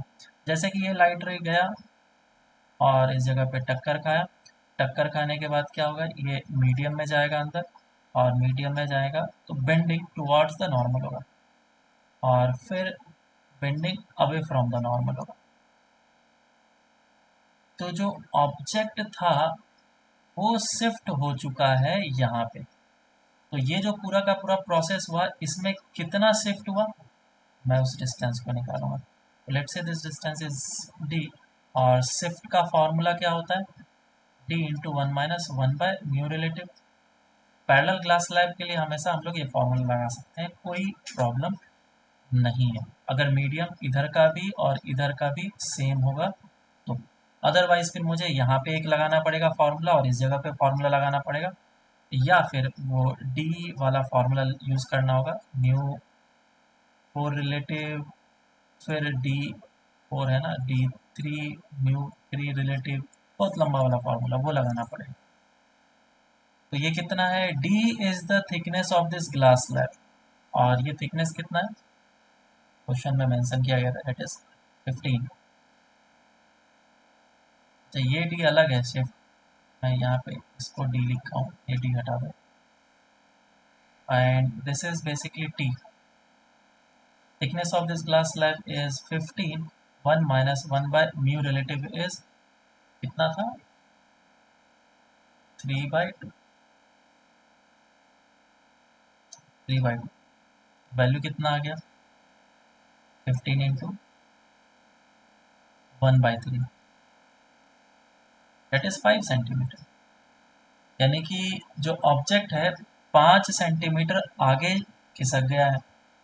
तो अब पोल से एक्चुअल डिस्टेंस कितना है, क्योंकि जो लाइट रे है ये वाला मिरर के ऊपर फॉल करेगा, कोई दूसरा नहीं फॉल करेगा, यही वाला फॉल करेगा। तो इस मिरर के लिए ऑब्जेक्ट कौन बनेगा, ये वाला। समझ में आ रहा है क्या? तो लाइट रे इसके साथ अब क्या करेगा, रिफ्लेक्शन करेगा, और रिफ्लेक्शन अगर इस जगह पे किया, इस जगह पे रिफ्लेक्शन किया तो मिरर फार्मूला मुझे अप्लाई करना पड़ेगा, और मिरर फार्मूला हम लोग लगा लेते हैं। मिरर फार्मूला लगाया, मिरर फार्मूला क्या था, 1/v plus 1/u is equal to 1/f, और मुझे क्या निकालना है, v is equal to U F upon u minus of F. u का वैल्यू कितना हुआ, ये वाला डिस्टेंस विच इज कितना है, ये 60 -60, और f कितना -15 डिवाइडेड बाय u का वैल्यू कितना -60, f का वैल्यू माइनस माइनस प्लस 15, और ये हो जाएगा 60 इंटू 15 डिवाइडेड बाय कितना आ रहा है आंसर, -20। Oh sorry. हाँ सही है ना? -20 हाँ ही सर आएगा ना, 20। हाँ हाँ -20 हाँ ही आएगा। -20। ऑब्जेक्ट आ गया, सॉरी मतलब जो इमेज बना वो इस जगह पे बन गया, और ये जो डिस्टेंस है ये 20 का डिस्टेंस, ये 20 का डिस्टेंस। तो अब ये लाइट रे क्या करेगा, ये लाइट रे इन करेगा ग्लास स्लैब में, और ग्लास स्लैब में इन होते के साथ इसका बेंडिंग होगा ऐसा, और फिर ये लाइट रे बाहर निकल जाएगा। इस बार शिफ्ट किधर हुआ, ध्यान से देख के बताओ।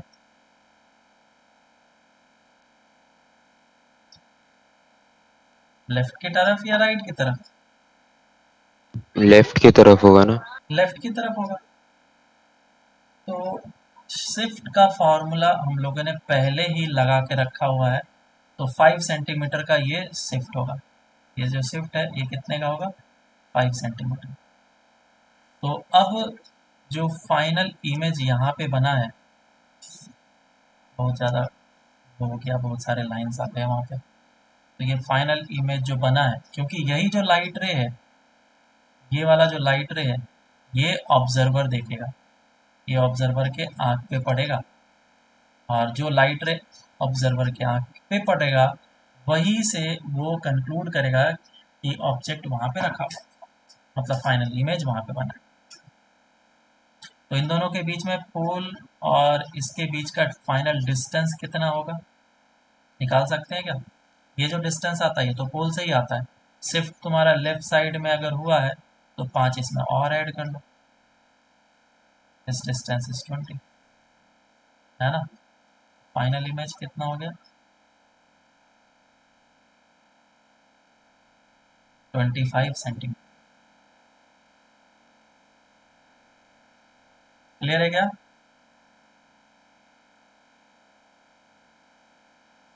अरे बोलो, समझ में आई या नहीं आई? Yes sir. अब तुम मुझे बताओ इस क्वेश्चन में कि अगर इमेज ग्लास स्लैब के बीच में बनता तो, यहाँ पे बनता तो, तब क्या शिफ्ट चेंज हो जाता, आंसर हमारा चेंज हो जाता है, रिजल्ट चेंज हो जाता क्या?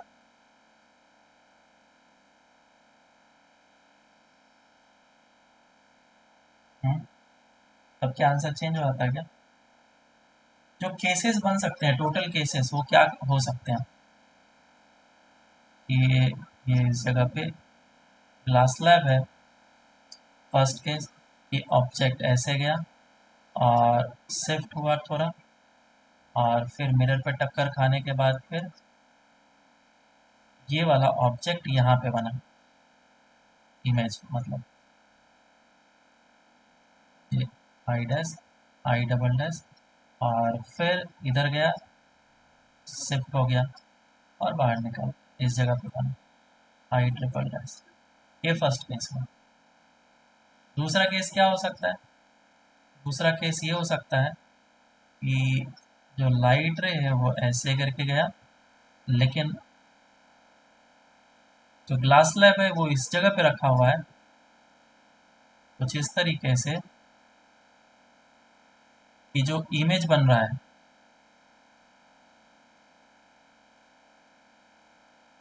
वो इसके अंदर बन रहा है यहाँ पे। अब यहाँ पे क्या होगा फिर, तो यहाँ पे बनेगा तो भी कोई फर्क नहीं पड़ेगा, तुम बोलोगे सर यहाँ पे देखो रिफ्रैक्शन कर जाएगा ना, जाते के साथ यहाँ पे रिफ्रैक्शन कर जाएगा, तब तो ये बन ही नहीं पाएगा, बराबर। तो ये हम लोग कैसे डिसाइड करेंगे, और इससे क्या फर्क पड़ेगा या नहीं पड़ेगा, इफेक्ट होगा कि नहीं होगा? इससे कोई भी इफेक्ट नहीं होने वाला है, जो प्रोसेस यहाँ पे तुम्हारा होना था दूर में जाकर के, वही प्रोसेस तुम्हारा यहाँ पे होगा आकर के, तो अल्टीमेटली जो शिफ्ट है वो ऑलवेज इतना ही होने वाला है, ठीक है, क्योंकि ये भी क्या कराएगा, शिफ्ट कराएगा, ये भी क्या कराएगा, शिफ्ट कराएगा, दोनों शिफ्ट करा रहा है, और शिफ्ट तो उतना ही अमाउंट से कराएगा, फाइनल आंसर भी क्या आएगा हमारा, वही आएगा। और लास्ट केस एक ये भी हो सकता था कि क्लास लग काफ़ी ज़्यादा पास रखा हुआ है, तो ये शिफ्ट किया, उसके बाद जो है यहाँ पे शिफ्ट हुआ और यहाँ पे ऐसे करके बना। तो ये टोटल 3 केसेस हो सकते थे, और तीनों केस में हमें इसके बीच का डिस्टेंस जानने की ज़रूरत नहीं, कि ऑब्जर्वर जो है वो इस जगह पे है, और ऑब्जर्वर अगर इस जगह पे है तो मुझे इसके डिस्टेंस जानने की ज़रूरत है। लेकिन अगर ऑब्जर्वर यहाँ से देख रहा होता ग्लास स्लैब के अंदर से, तो फिर मुझे इस डिस्टेंस की ज़रूरत पड़ती, क्योंकि ये लाइट रे को मैं देख रहा हूँ फिर, इस वाले लाइट। ठीक है, समझ में आया क्या बात? अगर बात समझ में आ गया है तो क्वेश्चन का आंसर दो कि ये ग्लास स्लैब है और इसके बीच का डिस्टेंस, मतलब कि जो थिकनेस है 3 सेंटीमीटर है, और रिफ्रैक्टिव इंडेक्स जो है वो 3/2 है। अगर कोई ऑब्जेक्ट यहाँ पे रखा हुआ है तो कितने डिस्टेंस पे रखा हुआ होना चाहिए ताकि जो उसका इमेज बने वो ऑब्जेक्ट के ऊपर ही बने? इसका फोकल लेंथ दिया गया है, let's say this is 10 centimetre. Find x such that the image formed is on object itself। Solve करें। तो इस वाले क्वेश्चन के लिए मुझे क्या करना है, ऑब्जेक्ट पे ही इमेज को बनाना है, और फिर से इनके बीच का डिस्टेंस वगैरह गिवन नहीं है। फाइनल इमेज की बात हो रही है, इसका मतलब जो फाइनल इमेज पूरा रिफ्रैक्शन करने के बाद मिलेगा, उसकी बात हो रही है। चलो इसको सॉल्व करते हैं।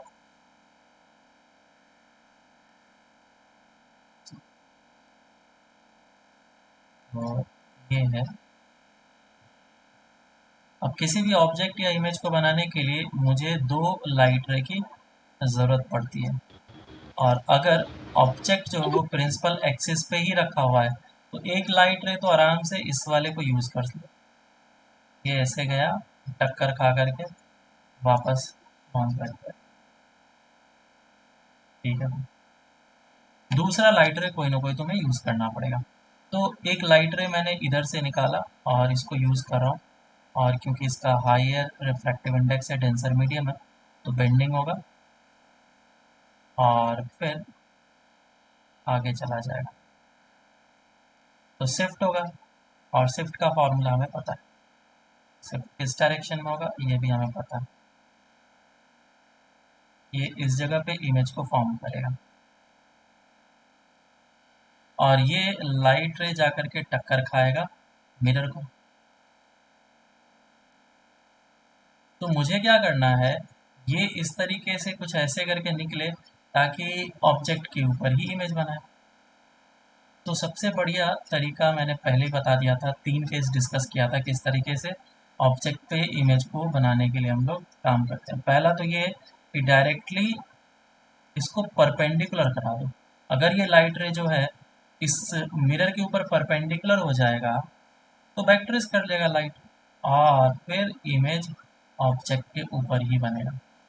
आया ना? बोलो ये बात समझ में आई कि नहीं? हाँ सर, ये समझा। ये समझ में आया? तो बताओ मुझे शिफ्ट कितना होगा, ये जो शिफ्ट हुआ है ये शिफ्ट कितना होगा? थिकनेस 1 माइनस 1/μ रिलेटिव, तो थिकनेस था 3 और 1 माइनस 1/3/2 1 सेंटीमीटर, और ऑब्जेक्ट से डिस्टेंस कितना होना चाहिए, और इसका फोकल लेंथ कितना था? 10 सेंटीमीटर ना, 10 सेंटीमीटर। अब बताओ ये जो लाइट रे है, ये वाला लाइट रे, ये परपेंडिकुलर होने के लिए इस लाइट रे को कहाँ से आना चाहिए?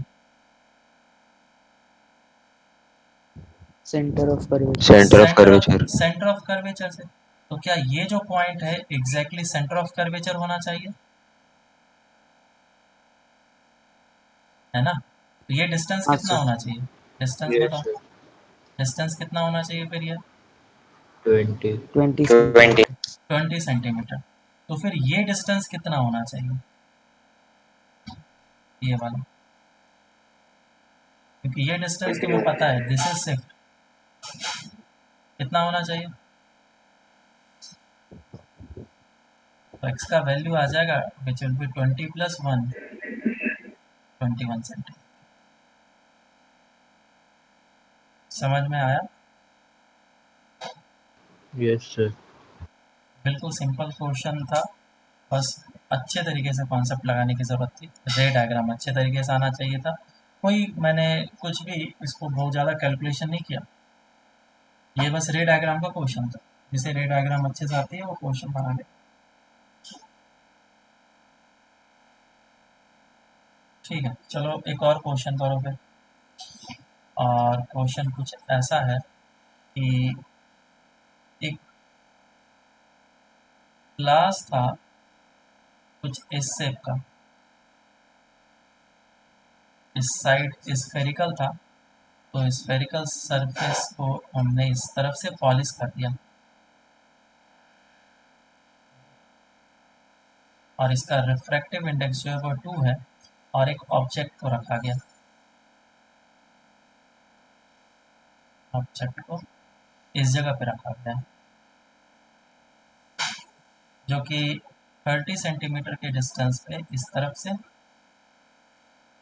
और 10 सेंटीमीटर के डिस्टेंस पे है इस जगह से, और इसका जो रेडियस ऑफ कर्वेचर है वो बोला गया 40 सेंटीमीटर है।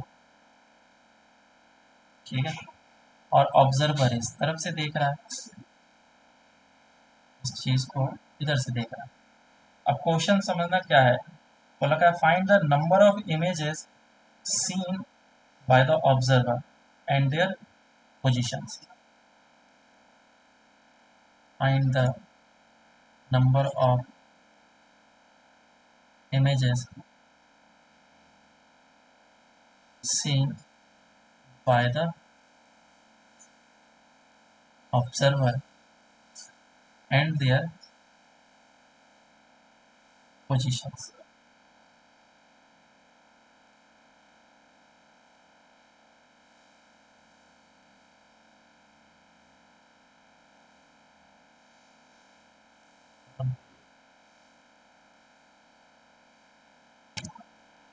देखो इसका मैं सबसे पहले तो मतलब जो भी है रे डायग्राम बनाऊंगा, उसके बाद फिर सॉल्यूशन के बारे में डिस्कस करेंगे। ये थोड़ा सा कॉम्प्लिकेटेड आंसर आएगा इसका, क्योंकि इसमें नंबर ऑफ इमेजेस पूछे गए हैं as seen by the observer, और इसमें कुछ एजम्पशंस के बारे में नहीं बताया गया। अगर मैं इसके नंबर ऑफ इमेजेस के बारे में बात करूं कि इमेजेस कितने बनेंगे, ऑब्जर्वर को कितने दिखेंगे, तो that will be infinite. Number of images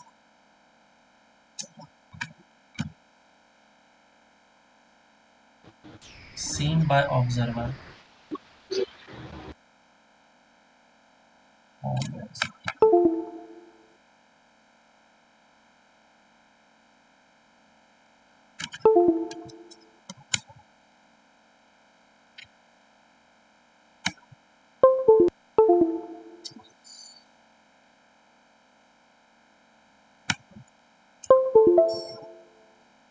seen by observer will be infinite। अब कोई बता सकता है इनफाइनाइट कैसे होगा? काफी ट्रिकी क्वेश्चन और काफी अच्छा क्वेश्चन। जेई में क्वेश्चन आ चुका है,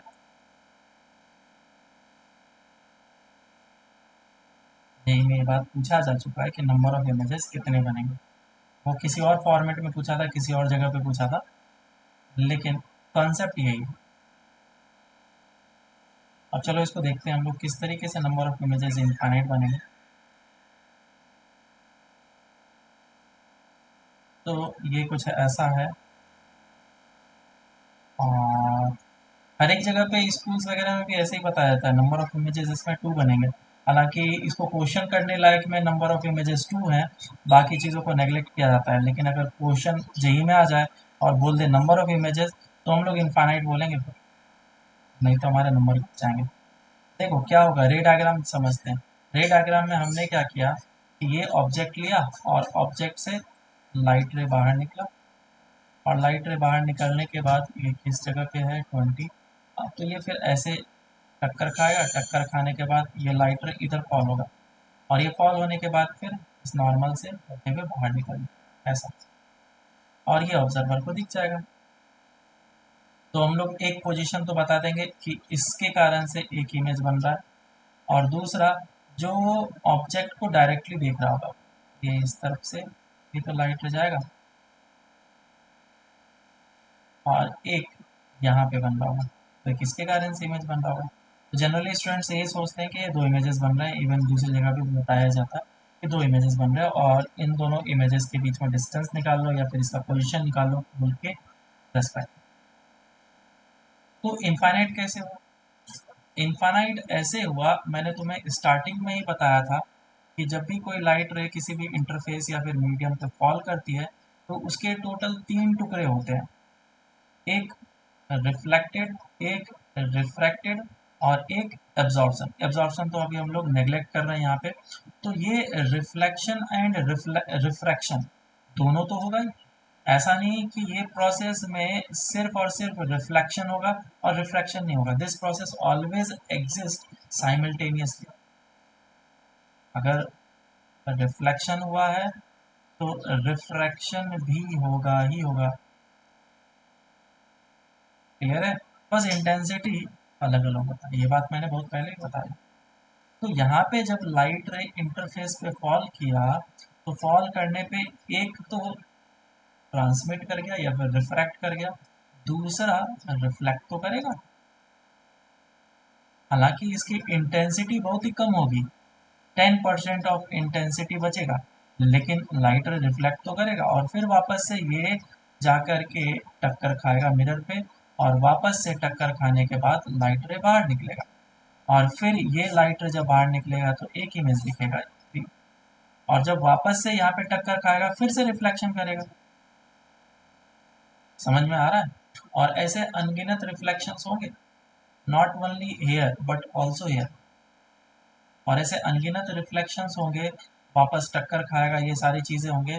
मुझे नंबर ऑफ इमेजेस कितने दिखेंगे? Infinite number. ठीक है क्या? Yes sir. तो अभी हम लोग सिर्फ दो इमेजेस को कंसिडर करेंगे जो हम लोगों ने सोचा। एक ये कि डायरेक्टली देखेगा, और दूसरा कि लाइट रे इस पे फॉल किया और वापस फिर मीडियम से बाहर निकला और ये देखेगा। तो ये दो इमेजेस जो बन रहे हैं उसी दो इमेजेस के पोजीशन में निकाल लो। बाकी पोजीशन कभी पूछा नहीं जाता है, काफ़ी लेंदी हो जाता है। एक तुम लोग को डीपीपी में क्वेश्चन आएगा ऐसा जिसमें पोजीशन निकाला जाता है, लेकिन ज़्यादा ही नहीं देगा, वो 2-3 तक ही देगा। ठीक है, इस क्वेश्चन को कर लेते हैं, इसको पोजीशंस निकाल लेते हैं।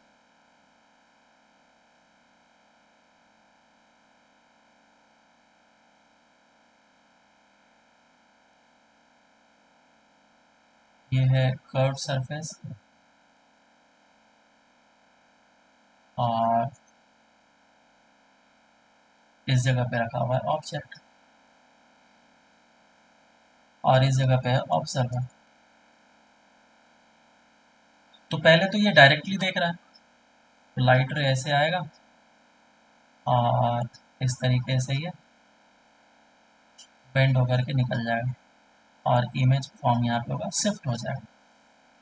तो हम लोग ये निकाल सकते हैं कि इमेज बनेगा कहाँ पर। D O upon, so this is D ओ, और डी ओ अपॉन क्या हो जाएगा? N O is equals to D I upon N I, या फिर एन बोलो या फिर म्यू बोलो। तो डी ओ कितना है? This is the object distance, always surface से लेते हैं, और ये डिस्टेंस कितना दिया गया था ऊपर, दैट इज 10, जगह 10 डिवाइडेड बाय ऑब्जेक्ट किस मीडियम में था, इसका रिफ्रैक्टिव इंडेक्स 2 गिवन है, 2 is equals to T I क्योंकि मुझे निकालना है, और एन आई 1 है, इधर से डी आई कितना आ जाएगा? 5 सेंटीमीटर। लेकिन जो क्वेश्चन में पूछा गया वो पोल से डिस्टेंस पूछा गया। डिस्टेंस फ्रॉम पोल कितना हो जाएगा? टोटल डिस्टेंस कितना है? 30 प्लस 10 40, 40 में से 5 जाएगा, 35 सेंटीमीटर ये डिस्टेंस। अब दूसरा तरीका मतलब दूसरा सेकंड केस, दूसरा इमेज, ये तो फर्स्ट इमेज। दूसरा ये है कि लाइट रे ऐसे जाएगा, टक्कर खाएगा। ये जो डिस्टेंस दिया गया है डेट इज 30 और इसका रेडियस ऑफ कर्वेचर गिवन है, तो ये हो जाएगा 20 फोकल लेंथ दिया था ना। फोकल लेंथ अगर 20 हुआ तो ऑब्जेक्ट जो है वो सेंटर ऑफ कर्वेचर और फोकल लेंथ के बीच में रखा हुआ है, सी और एफ के बीच में। ऑब्जेक्ट का इमेज जो बनेगा वो पीछे बनेगा इस तरह। तो पहले हम लोग निकालने की कोशिश करते हैं। मेरा फॉर्मूला लगा के 1/v + 1/u is equals to 1/f और v होता है you F upon you minus of F. और u का वैल्यू कितना हो जाएगा -30, f का वैल्यू -20, -30 और माइनस माइनस प्लस 20, कितना आ गया ये?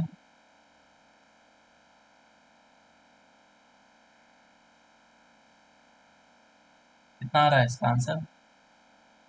-60 ना। Yes sir. तो ये -60 सेंटीमीटर आ गया। इन दोनों के बीच का डिस्टेंस कितना है?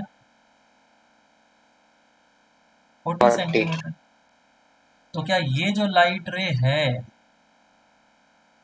वो बाहर जाकर के मीट करता, यहाँ पे मीट करता?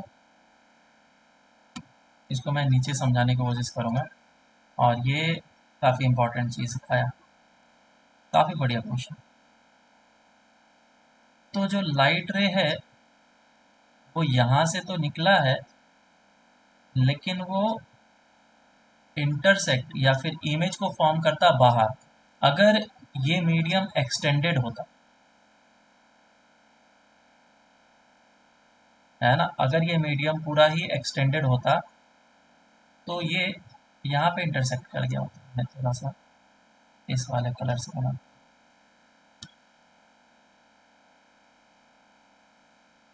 मीडियम एक्सटेंडेड होता वो इस जगह पे जाकर के इंटरसेक्ट करता। और कितने डिस्टेंस पे करता? 60 पे करता। लेकिन क्योंकि मीडियम बस इस जगह तक ही है, तो यहाँ पे क्या करेगा वो? क्या करेगा? रिफ्रैक्शन और बेंडिंग होगा, क्योंकि इस जगह पे तो n इज इक्वल्स टू 1 है और इसमें ये वाला मीडियम का n इज इक्वल्स टू 2, तो बेंडिंग टुवर्ड्स होगा या अवे होगा?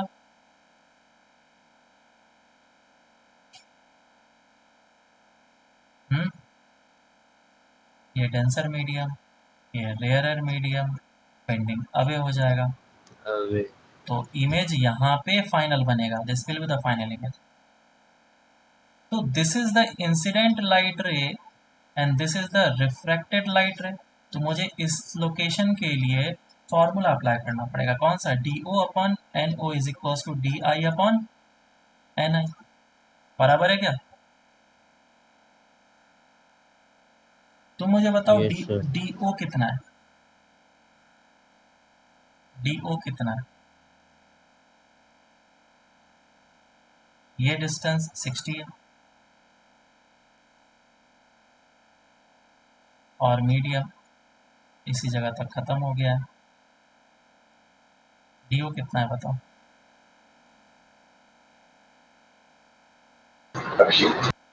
हाँ,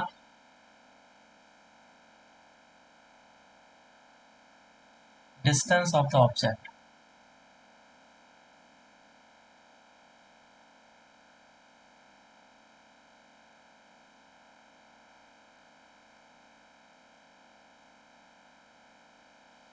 अरे इंसिडेंट लाइट रे ही ऑब्जेक्ट को फॉर्म करता है, तो इंसिडेंट लाइट रे किस जगह पे जाकर के मीट कर रहा है? वो लोकेशन है ऑब्जेक्ट का, और ऑब्जेक्ट से फिर सरफेस तक का डिस्टेंस बता दो। क्या ये इंसिडेंट लाइट रे है? बिल्कुल हाँ। ये कहाँ पे मीट करता है? यहाँ पे। सो this will be the object for this surface. और अगर ये ऑब्जेक्ट की तरह ट्रीट कर रहा है तो ये डिस्टेंस कितना है? This length is what? 40 दिया और ये है 60। तो 60 में से 40 गया 20, 20. तो object distance is 20 divided by incident light ray किस मीडियम है, that is 2 is equals to, अब जो लाइट रे बाहर निकला डेट इज रिफ्रैक्टेड लाइट रे, और वो है डी आई का डिस्टेंस सरफेस से मिलेगा हमेशा, और डिवाइडेड बाय 1, तो डी आई कितना आ जाएगा, डेट इज 10 सेंटीमीटर। तो पोल से डिस्टेंस कितना आ गया, distance from pole is equals to 40 plus 10, 50 centimetre. ठीक है क्या? तो जो ऑब्जर्वर होगा वो कौन से लाइट रे को देख रहा है, वो इस लाइट रे को देख रहा है, ना कि इस वाले, ये तो लाइट रे बेंड हो चुका है। ठीक है, तो हाँ सर। इस क्वेश्चन को एक बार Yes, वापस से sir. तुम लोग देख लेना अगर समझ में ना आया हो तो, और ऐसे ऐसे क्वेश्चन तो बहुत सारे हो सकते हैं। एक क्वेश्चन है, I think S C Verma का है, ये क्वेश्चन करके लेके आना। क्वेश्चन बोला गया कि एक कटोरी है, ठीक है, और ये वाला पार्ट जो है काफ़ी ज़्यादा शाइनिंग है, बॉल है काफ़ी ज़्यादा शाइनिंग, और इसमें क्या कर दिया, पानी भर दिया गया, पानी भर दिया गया ऐसे करके, और ऑब्जेक्ट को इस जगह पे रखा गया।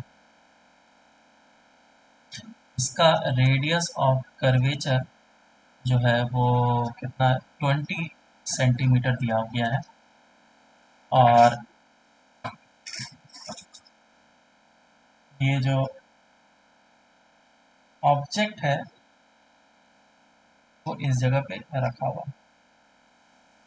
है डिस्टेंस पे, बराबर। तो क्वेश्चन पूछा गया कि ये जो डिस्टेंस है ये कितना होना चाहिए ताकि जो इमेज बनेगा वो ऑब्जेक्ट के ऊपर ही बने। Find the value of x such that the final image form is on object itself, बराबर। और एज्यूम करना कि अपर्चर इज स्मॉल,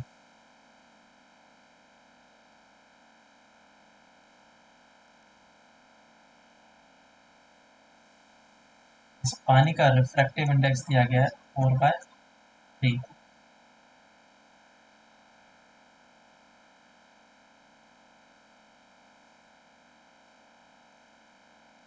ये मैंने मॉडिफाइड क्वेश्चन दिया है, क्वेश्चन उसमें कुछ और था, लेकिन अगर इस कॉन्सेप्ट को समझ जाते हो तो वो कॉन्सेप्ट भी तुम्हारा आ ही जाएगा। ठीक है क्या? इसको नेक्स्ट क्लास में करके लेके आना, देखते हैं कितने लोग कर पाते हैं। और इसमें कुछ और नंबर ऑफ इमेजेस के भी क्वेश्चंस मैं करवाऊंगा, जैसे कि अगर एक मिरर है और एक प्लेन मिरर है, concave mirror and plane mirror, और ऑब्जेक्ट बीच में रख दिया गया, तो इसमें नंबर ऑफ इमेजेस कितने बनेंगे ये तुम्हें फाइंड आउट करना है। Find number of images form, कितने नंबर ऑफ इमेजेस फॉर्म हो, बीच में ऑब्जेक्ट है, और इसका मैं फोकल लेंथ वगैरह चाहूँ तो दे सकता हूँ, चलो ठीक है दे देता हूँ, करके ही लेकर के आना। ये 30 सेंटीमीटर का डिस्टेंस है और ये 10 सेंटीमीटर का डिस्टेंस है, और ये प्लेन मिरर, और इसका जो फोकल लेंथ है कितना लेना है, 20 सेंटीमीटर। ठीक है,